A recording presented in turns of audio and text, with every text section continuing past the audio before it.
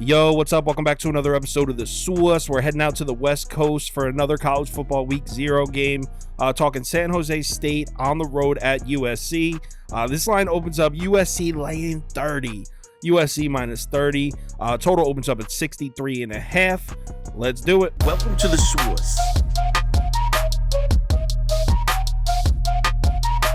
The SUAS. SUAS. Hey, get the SUAS. So like I said, this line opened up USC minus 30. It's barely moved. Action's coming in on USC pretty heavy. It's at 30.5 on most sports books. So odds makers seem pretty comfortable playing against all that USC money in this one. Let's take a look at the spreadsheet. And according to the model, we got a heavy lean on San Jose State plus 30.5 here. Score projection 33.25 to 20.16. Now, my model doesn't take turnover margin into account too heavily. And we'll get into that. That's USC was insanely good at creating turnovers and protecting the football. We'll get into that to the minute. So model heavy lean on San Jose State. So these teams don't play very often at all. Here's their last 5 matchups dating all the way back to 1995. USC Trojans have taken 5 straight, as you can see here, all double-digit wins. But we're not asking if we think USC is going to win the football game. We're asking if they're going to cover the number. I can tell you off the rip that at first glance, not trying to lay 30.5 points to Cordero at quarterback for San Jose State. Transferred in from Hawaii last year. Second team All-Mountain West behind Jake Haener, who now plays for the Saints. So he had a great season his first year there at San Jose State. We saw a dramatic improvement in San Jose State's offense last season with Cordero. You can see in comparison to 2021, it still wasn't a great offense last year, but back in 2021, San Jose State had one of the worst offenses in the country. So we saw a huge step forward. San Jose State defensively was solid on the surface level last year, but if you look at some advanced metrics, they sat at 79th or worse in drive efficiency, explosive drive frequency, effective rush, and effective pass. So that defense was actually a little bit underwhelming. I mean, if you take into consideration who they played. And that was last year. Last season, San Jose State's defense returned all 9 of their leading tacklers from 2021. How are they going to be this year with just 48% of their projected returning defensive production? San Jose State is ranked 109th in the FBS in returning defensive production this season. And now they got to open 2023 trying to stop Caleb Williams and the UFC offense. Are you crazy? By the way, this game's on the road. San Jose State was terrible on the road last year. They were just 1-4 in their road games. And if you look at their defensive numbers in those games, I mean, they skyrocket in their road games. I don't know how we can expect the San Jose State Spartan defense to make stops in this game. I know I probably don't even need to go through it, but in case you didn't watch college football last year, USC had a really good offense, one of the best offenses in the country. Some would probably say the best.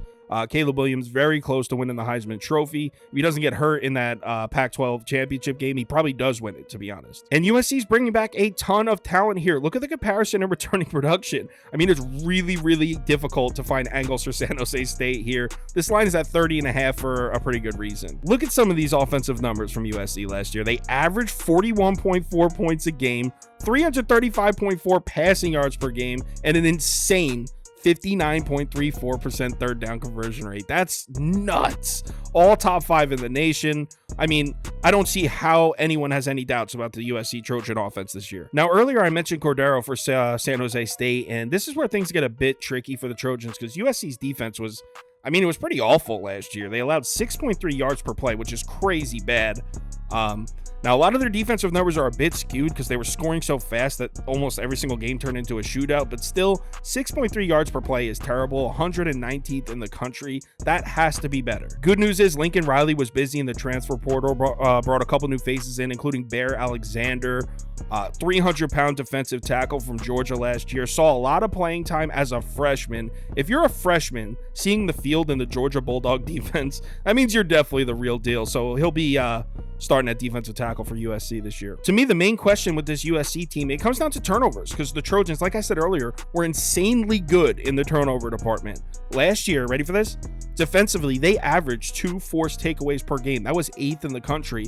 Offensively, they average just 0.5 giveaways per game, second in the country. They finished the season with a monstrous plus 22 turnover margin, best in the nation. So the question is, can this USC team still have an elite season? Can they still make a run at a possible playoff spot here if the turnovers don't bounce their way? We're going to have to find out. Before we get to the bet, let's share some trends here. Some notable ones for USC, both positive. They were 5-2 against the spread as home favorites last season, 5-2 against the spread in their last 7 non-conference games dating back to 2021. Both good signs for USC. When we look at the San Jose State trends, they're definitely a little more negative.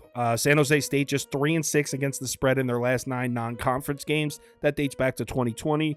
2-4 against the spread as road dogs in the last couple of years, and they closed the 2022 season. Here's the big one. They finished it out on an 0-7 against the spread streak.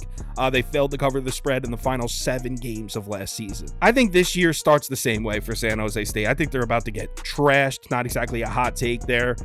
So I like USC to cover the 30.5. As far as my favorite bet, though, I think I'm sticking to the first half. I'm going to lay the points. When you're dealing with a high point spread like 30.5, there's always the risk of starters getting pulled and a blowout at the end. So I think my favorite bet here is going to be USC first half minus 18.5. I'll let you know for sure what my final decision is on the live show Saturday, 11 a.m. If you're interested in the VIP ticket that I post, which has my top bets of the week, parlay of the day, comes with a Discord group chat where we share live bets. You get in on giveaways, all kinds of stuff I do. If you're interested in that, head over to KyleKirms.com or download the Sauce Network app. College football week 0, going to be a fun one. I'm really pumped about it.